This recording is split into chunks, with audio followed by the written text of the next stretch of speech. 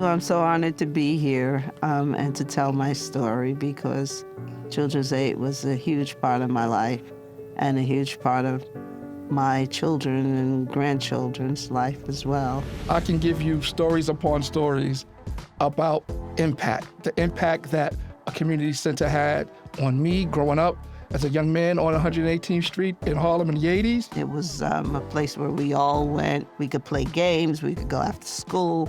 It was open Monday through Friday until about 10 p.m. So many of us had parents who worked, and that was a safe place. And we just all flocked to the community center. We called it the center. When you're around people who have achieved, then you say, oh, they look like me. Yes. It's possible that I can do that. They were very proud of us when we achieved, and we knew it. And that meant so much, because some of us probably were not getting that at home. So to have someone see you and then applaud you, that just takes you to the next level. These community centers are more than just spaces and more than just a set of programs and activities, right? They're really about relationship, trust, development, confidence, pride, beyond an individual to a family, to a whole neighborhood, to a whole community. We are 3 generations of Children's Aid family. Hey. Hi, Judy. Hi. I'm Sarah. Hello. So nice to meet you. Nice to meet you Hey, too. welcome, Family. Judy, how are you? How are Welcome. you? Thank you. Hi, my name is Sarah Jonas, and I'm the Vice President of the Youth Division here at Children's Aid. It's my pleasure to welcome everyone back to the Children's Aid podcast, Every Step of the Way. Today, we're going to be talking about something that's near and dear to my heart and to Children's Aid, community centers. Community centers are more than just the programs that they offer. They're really places where young people have the chance to discover who they are, families get the supports they need to thrive across generations, and at the heart of all of that is relationships that are forged and take root for a lifetime for so many folks. Hello, everyone. My name is Casper, Lassiter. I'm the director of Children's Aid, Dunleavy Milbank Center, and also an alumna of Dunleavy Milbank Center. So I can give you stories upon stories about impact, the impact that a community center had on me growing up as a young man on 118th Street in Harlem in the 80s, and also as a leader helping young people, helping staff realize the potential that they have to do great things. We are the staple in the community, whether it's connections to families, whether it's connections to school. We are that hub that keeps the community buzzing. And, right now it's just a great experience just seeing kids that are coming to the center where I grew up with their parents or I knew their parents. So the multi-generational impact that Milbank has is amazing. And I would not be in this chair today if it was not for my community center, Dunleavy Milbank. So Casper, I am so excited. I know you are too. We Yes. have an awesome guest today and someone whose story really tells the story of what community centers are and what they're all about. So it's my great pleasure to welcome Judy Edwards to the podcast today. Welcome, Judy. Welcome. Thank you. I'm so honored to be here and to tell my story because Children's Aid was a huge part of my life and a huge part of my children and grandchildren's life as well. Right, because I know you're a Children's Aid alum. I know that you have this amazing career. You're a lawyer. Well, You yeah, were, I went to right? law school. I'm a writer. Because of what Children's Aid gave me, I spent 25 years as chair of the board of a Head Start agency trying to give back and shape young lives before they turn 5. Wow. So, Wow. so much was given to me that I've always felt I had to give back. I go by that saying, to whom much has been given, much is expected. And that's always been what guides me. Well, and I know, I remember that you shared at our benefit last year, you shared a story about winning your first Tony Award at age 12. Okay, now I know it wasn't on Broadway, but it was at a community center, right? Yes, it was at the Stephen Foster Community Center in Harlem. Yes. Do you want to tell us a little bit about how that came to be? Sure. I lived in NYCHA development, Stephen Foster Projects, and it was a Children's Aid, we called it Children's Aid Society back then, center in one of the buildings, and it was a place where we all went. We all went, and we could play games. We could go after school. It was open Monday through Friday until about 10 p.m. So many of us had parents who worked, and that was a safe place. And we just all flocked to the community center. We called it the center, and there were so many things we could do. There was a game room. There was the guys could play basketball outside and go over to Millbank. There was so much to do. So this young man had just graduated from Hofstra. He came and he wanted to do this whole theater class, and he didn't have many takers because it was the middle of Harlem and like theater, but he was so diligent about he commandeered a room downstairs. He painted it black. He brought in pieces of wood and he made the stage. And anyone who was nosy enough, like I was, to go down there and like, what are you doing? He's like, you're gonna be in my class, and you're gonna be in my class. I'm like, we'll see. So when it was all done, he set up. He's like, this is gonna be a drama class. We're gonna put on plays. We're gonna learn techniques, and I'm like, okay. And so I started going down there. He was so serious about what he was doing with us. He was so professional that, here I am at 10 or 11 sitting there, and we were doing sense memory exercises from the great theater teachers, and having not been exposed to that before, it just opened another world. Mm. So I became one of his favorite actors, or thespians, he would say. And so I learned that word. Great. And we put on plays. We put on. I remember we did Hello Out There. I did a monologue from St. Joan that I still know till this day. It's still in my Wow. brain. Wow. Bread has no sorrow for me, and water no affliction, but to shut me from the light of the skies and the sounds of the fields and flowers, to chain my feet so that I Mm. could never again walk in it. Anyway. Wow, that's amazing. Wow. Wow. Anyway, that's from 12 years. That's incredible. No wonder you won the Tony. I can see why. That's from 12 years old. So, Oh man, That's that's amazing. amazing. yeah, so it was great. And then he fanned out into the community because he was friends with a lot of movie and theater people, Woody King, all, such. So he would get shows for everyone who came to the center. If they were a certain age, I was supposed to star in Up the Down Staircase, but I wasn't old enough. You had to Mm. be 14. So my sisters and other people from the community center went and starred in those Mm. shows. So anytime you mention his name now, because I do sometimes, on the book, and I say, "Oh, Tony Major," everyone says, "I remember him. He got me into this. He got me into that." Right. He saw that spark in you and, Yeah. and gave you that platform to just kind of develop it and lean into Yes. it in that way, right? Yes. And he saw that first, and he would say to me things. He told me things. I didn't have a father in the house. So he would tell me things like an older brother or a Mm. father figure, and he would say, "Judy, you have that. Your eyes, your this. You've got what it takes. Like, don't waste it." And he was such a. I kept in touch with him until he passed away when he was It's 85. beautiful. Yeah, he had moved to Florida, and he was actually in charge of the Zora Neale Hurston Festival. And whenever he'd Wow. come up to see his mom, he'd come to see me. So That's so Nice. nice. yeah, So cool. and that was from Stephen Foster. Right. It all started there. Yes. Wow. See, That's Yes. powerful. long-lasting Yeah. connections. Yeah, that's absolutely right. Yeah. Long-lasting connection. So, Miss Judy, let me ask you a question. How did the center itself influence how you saw yourself or what you wanted to become? That's a good question, and I've often discussed that with a lot of my peers, because we were in Harlem in the 70s, young kids our age, our peers, overdosing. The schools back then were pretty good, so I mean, we went to PS 184 or PS 170, and they were pretty good. But our parents had just migrated from the South, and so they were not New Yorkers quite Mhm. yet. Mhm. They were still Right. Southerners, and we were the first generation of migrated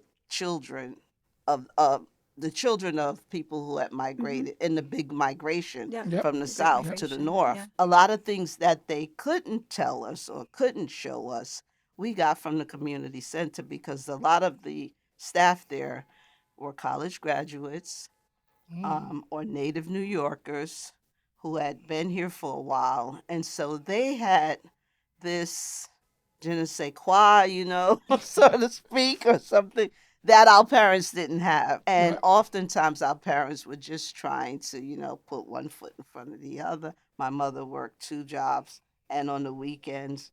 So we didn't have that in the house. She went up to fifth grade.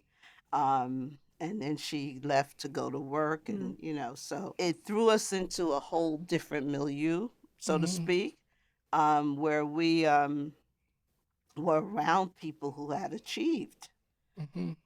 and when you're around people who have Yes. achieved, then you say, oh, they look like me. Yes. It's possible that I can do that.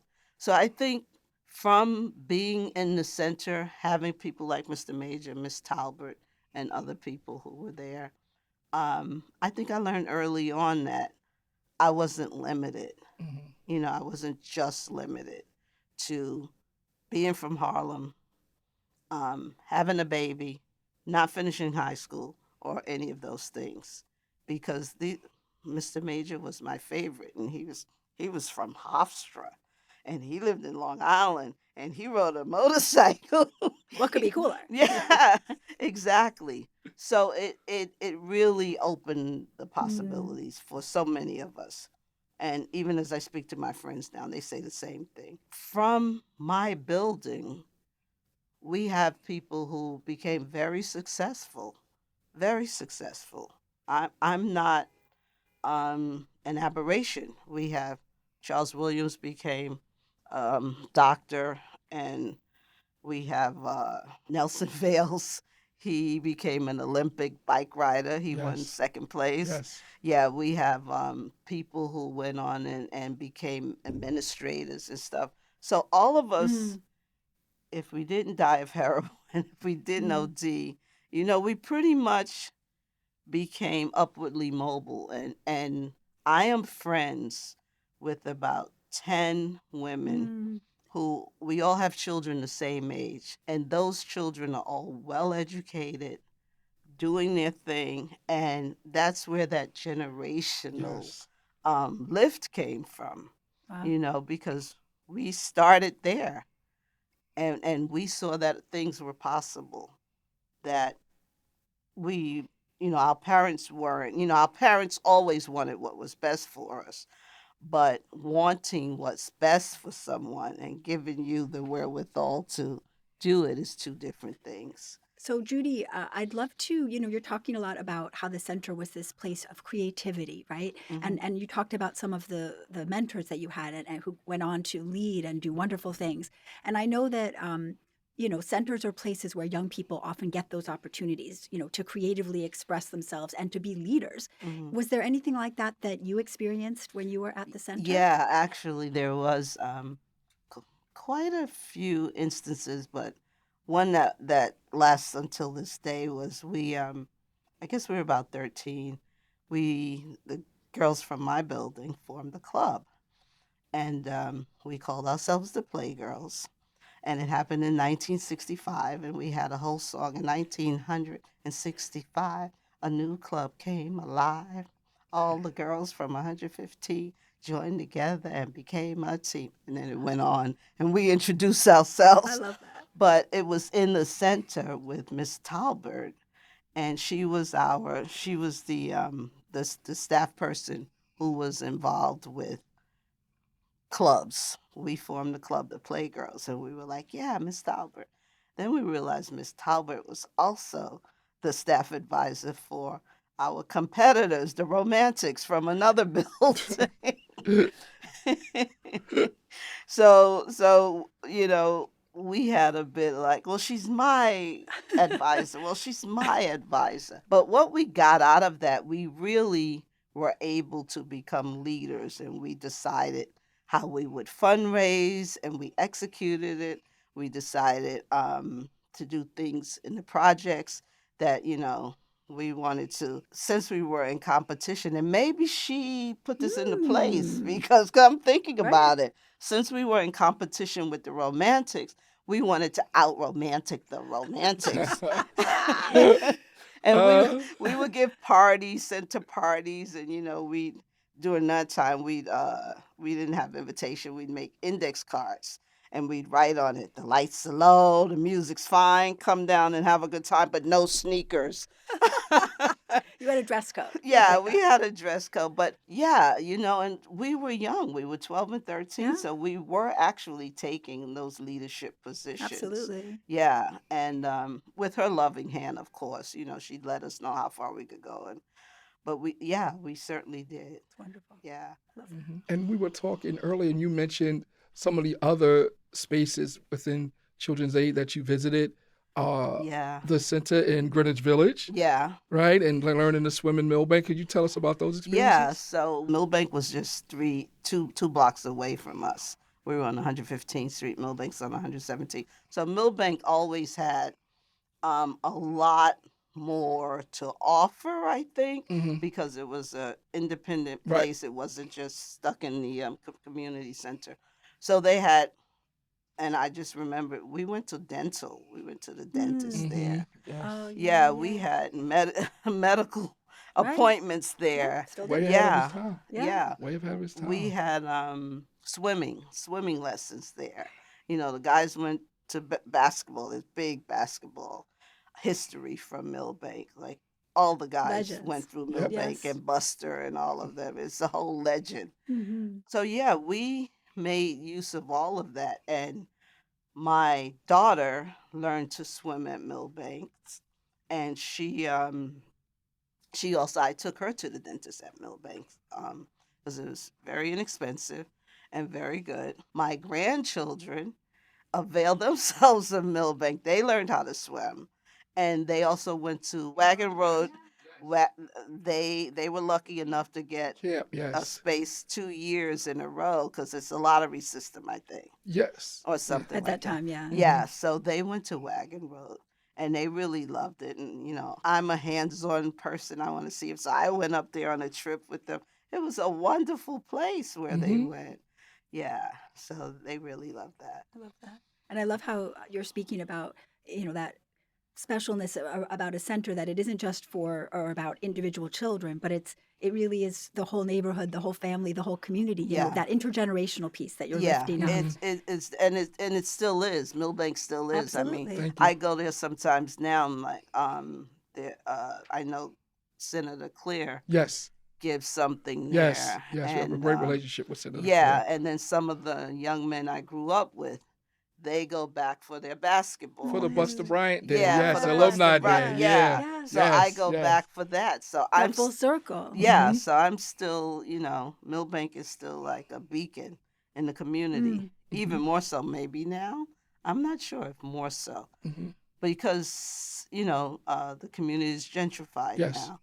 And there's different migrants that are there, right? Different. You have a different population. You have Africans and you have people who are at the same place we were back in the 50s and the 60s, right? And you're still doing the same thing. Still You're doing the providing same the same thing. services. Yes. Yes. And I think, and this was said to me by our CEO a few years back, that even though that the community's changing or whatever, Stephen Foster Projects is still behind those high rises, right? Yeah. Right? So Across the street. the need is still there Yeah. in the community, so we're still providing those low-cost services for those families in those communities behind all of these brownstones and high-rise buildings. The pockets of families that need those services, we're still serving them, and I'm proud that the agency is committed to do that, even with the big change that's going on in the And to community. sustaining that, right? The community Yes. centers are still so much at the heart of what Children's Aid is all about, and the kinds of stories that you're telling resonate with us today, right? Yes. And with Oh, you, yeah. as you said, when Oh, you go yeah. to Millbank now. Yeah. Absolutely. Yeah, it's about trust, right? Yes. The folks that we walked into that building, trust. Yeah. Building those relationships, right? Yeah. And it's those things that I think that keeps us going, that keeps folks connected, the place that they can trust, knowing that a parent know that I can go to work all day. Mm-hmm. And at 5 o'clock when I get there, my kid is safe, my and kid is safe. happy. Yeah. And these are the things that we enjoy doing. Yeah. And that's the thing, though. I don't ever remember us having any big scandals, Mm-hmm. you know, like this happened or that happened. I don't recall any of that. Thank goodness. We like to hear No, that. but I'm We've done our job. I'm We can go thinking- home. No, High but five, Tara. I'm thinking that has to do with the staff being so embedded Yes. Yes. And Yes. invested. in the That's community. an important piece, yes. Yeah. Mm-hmm. And because the people that we had, they really wanted the best for us. Mm-hmm. All of these people, they were like our parents. They were surrogate Mhm. parents. Yes. Mm-hmm. Yes. So it was no way they were gonna like do anything that was not towards our best interest. Right. Yeah. Right. Well, and like you said earlier, like those folks, they held high expectations for you all, but they also, and to this day, right, they really see you. Like they Yeah. saw you, who you were, what you were interested in, what your passions were, Yeah. and then they knew how to, connect you to that Yeah. or provide that opportunity And I for think you. a lot of that was because a lot of those people were from the community. Yes. Yes. You know? Yeah. So they had an investment not only in us but also in the community. Yes. Yes. Yeah. So, Judy, hearing all of these incredible stories that you're sharing really underscores, I think, that generational impact that a community center can have. Mm-hmm. So, I'd love if you could share with us a little bit about how your experiences at the center shaped your career and sort of where you went with your life, including becoming an artist and becoming a lawyer, going to college, right, graduating from college. Mm-hmm. How did this experience sort of connect to what you did later in your life? You know, I was thinking about that, and in many different ways, I guess one of the most important ways is that I knew there was something different, and I knew that because there was something different, I wanted that for my daughter, and I had my daughter when I was 22 years old, so I was pretty young. Because of the experiences that I had already had, and the experiences were many because when I left Stephen Foster, I was paired with the Children's Aid, paired me with pretty well known actors, people who were out there actually acting. So I was able to, at that point, go all around the city with these people doing different things. And I think I was sharing with you that one of the people was Lou Myers, who would later be Mr. Gaines on the Hillman show, on A a Different spinoff, World. on A Different Yes, World, yes, and he yes. became my mentor. And there were other people like that. So I had these people to look up to, but I also had those people as people I didn't want to disappoint. Yes. So it becomes like a family, another family that you kind of answer to, you know. So I went to Hunter College first, and I thought I wanted to be a nurse, and I certainly didn't want to be a nurse. Not for me. But you learned that. That's good. You learned that it No, wasn't for you. and I couldn't do it, so I dropped out at that point, and then I had my daughter, and then I knew there was a certain way that I wanted to raise her because I'd been exposed to so much. Right. So with her, there were all these things that I wanted to do. I wanted her to be educated a certain way. I wanted her to, reach for the stars, and this is because I had gotten that. So I did, and then I went back to school after, she was about 4 or 5 or something. I went back to school to finish my college. The whole while raising her and putting her into all manner of things. She became an equestrian at 6 years old, and she went to riding camps every year, and she went to a bunch of different schools also, and she would say that she would go to Millbank and things. And the thing is, we had moved to the Bronx then, but I always wanted her to have that Harlem upbringing that I had. Yes. That was Yes. such a sense of community, because I've gone a lot of different places and could not find that sense of community. So she was able to enjoy what I had. And there was a community center still in Stephen Foster, because I'd bring her down to my mother's. and she would hang out there. And she was able to hang out in Harlem. She was able to hang out in Massachusetts riding horses. You know, she was able to do all of these things. And some of the things that you did maybe at the center. Maybe she had some of those kinds of experiences herself. Exactly. So she did, because she was in a dance group. Nice. And, you know, they would do dances in the circle. Yep, in the circle. Yep, Foster, talent shows. Yes. So, you know, she was able to. So she understands that whole thing, because she was able to get that. Now, when her children came along, they were not as involved in the community. So their involvement was swimming. They learned how to swim at Millbank. And they did go to the Wagon Road. The Wagon Road, Yes. yeah. Okay. So we are 3 generations of Children's Aid family. And a lot of my nieces and nephews, they all went through it too. So, yeah. So it really was intergenerational and family across the generations. Oh, yeah. It's great. Judy, I want to go back to, because you've mentioned how important, right, the staff were, the centers. What would you say to the staff working in the centers today on how important they are, even if they don't even realize it at this moment? What would you say to them? That's a good question. I know we as children, we were always watching what the staff was doing. Our staff really were very professional with this. Okay. And I think that set the tone. So we knew just how far we could go with them. Yes. But we knew there was a boundary. Yes. And that children were supposed to do this. Right. And the staff were supposed to act accordingly. So I guess I would tell the staff that, listen, when you step in this place, when you put on that shirt, you are always on display. Yes. And you should act as though you have the interests of every one of these kids in your hands. And if you don't understand that, then you don't need to be working with children.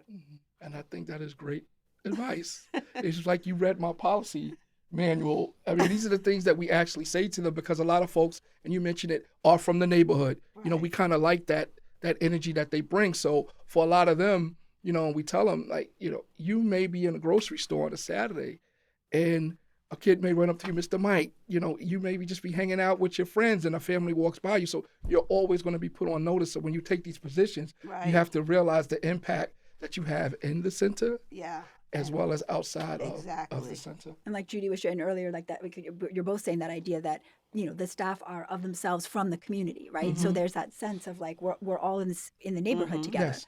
And that provides, I think, that sense of connection and family, and also those high expectations, right? Yes. Because you're sharing that pride in that community together. Definitely. And definitely pride was part of it. Yes. Because they were very proud of us when we achieved, and we knew it, you know, and they were like, oh, look at you, good job, you know, and that meant so much, you know, because some of us probably were not getting that at home. Probably, right. You know, so to have someone see you and then applaud you, you know, that just takes you to the next level. Yes. Like, It sure does. I want to do this. I want to do this. Yes. You know? Right. I could be this. Yeah, Right. exactly. Sarah, as you can see, Judy's story is a powerful reminder. It's that when you invest in one young person, it has a rippling effect on the neighborhood, on the community at large. And it's just an amazing experience just seeing young people after generation and generation come through the Millbank Center and become successful based on the work that we did with them. Absolutely. And I think, you know, hearing Judy share, you're realizing again and again, right, that these spaces, these community centers are more than just spaces and more than just a set of programs and activities, right? They're really about relationship, trust, development, confidence, pride, you know, beyond an individual to a family, to a whole neighborhood, to a whole community. And I think that's really part of that impact and that intergenerational impact that Judy's stories really highlighted today. And the fact that she passed it along to her daughter Yes. and to her grandkids. Yes. And that is such the Children's Aid way. And this can be said for Millbank. This could be said for Fred Doug. It could be said for East Harlem. The centers that are in our communities, you hear these stories over and over, that we're all different. We're all in different neighborhoods, but one Right. thing is consistent is that multi-generational impact that we've had on families in those communities. 100%. Well, I have to thank Children's Aid Society, which we used to call it back then, for imbuing in me a sense of always wanting to give back and a love for children. Hmm. And so I am known in the community as someone who's going to teach and preach to the young folks and say, you can do better, you can do this, you can do that. I mean, the reason I went to law school is when during the, I think the 2000s, when a lot of children were being jerked from their home. I I was chair of the board of Addie Mae Collins for about 25 years. I retired about 2 years ago. And as chair is a Head Start. It was a community agency and it was a Head Start. So we were right up close with children and families. And we saw a lot of children being yanked out of their homes for foster care and for like minor things.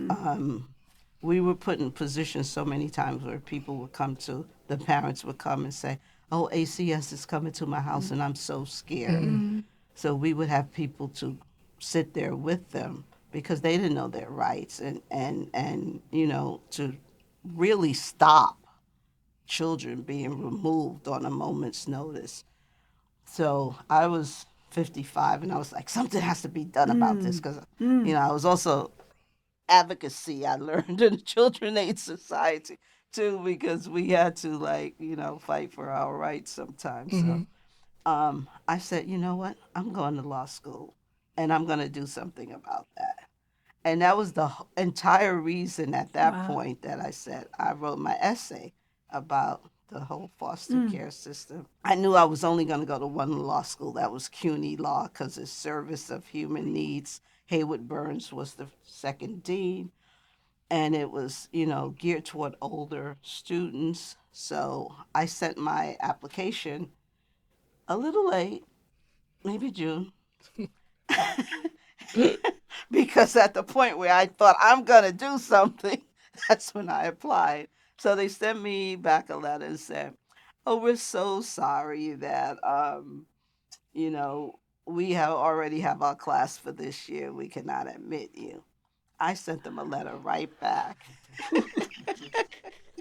And I said, no, this is the only law school I'm going to. Good for you. And I'm not giving up. I've been, you know, affiliated with this law school for years. I have a friend that's here.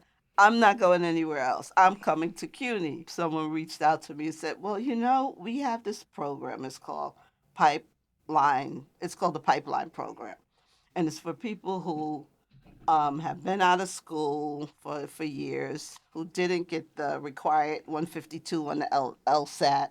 I said, I got a 152. I don't need that program. Yeah, I was offended. I'm like, I don't need that program. I don't need any pipeline.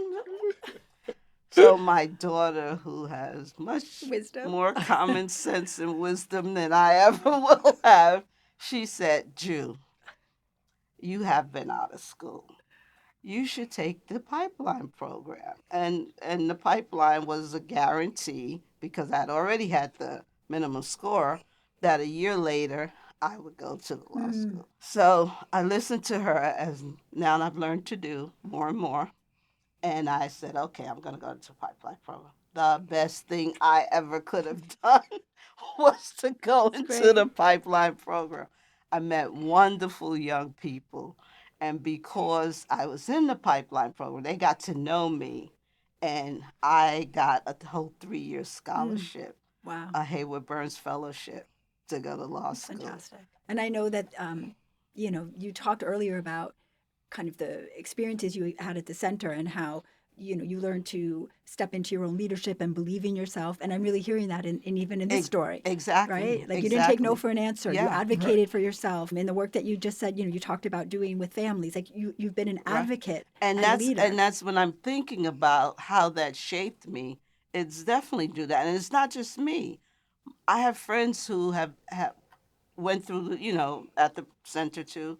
they were shaped similarly. Like Right. we weren't the group of kids and young adults who said, no, we can't do this. We were like, Right. no, we can do this. Yes. And I could hear my friend Libby in my head saying, no, because Miss Dorman and Mr. Thing said we could do this and we could do that.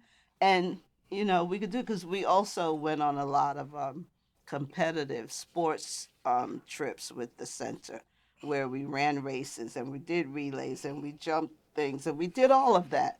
So it was a well-rounded education we got. It was physical, it was mental, it was, you know. Whole child. Yeah. Yeah. Yeah. That whole piece. Yeah. Well, I want to really thank you. You know, you've talked about how being at the center and the experiences you had led you to give back in so many ways, and you've given back in countless ways to your community, obviously to your own children, but to so many others. And I just want to thank you. I feel like you've given us a gift today by sharing your stories with us. So you've given back to us by sharing those experiences, and I want to thank you deeply for that. Miss Judy, thank you again for sharing your inspiring story with us. You've been an inspiration to me, and all the kind words you said about Milbank today means a lot to me. And I'm going to definitely bring it back to my team. I love to give them great news when they're doing great things. So thank you again. And to our listeners, thank you for joining us. And remember to stay connected and follow future stories from every step of the way. That was so good.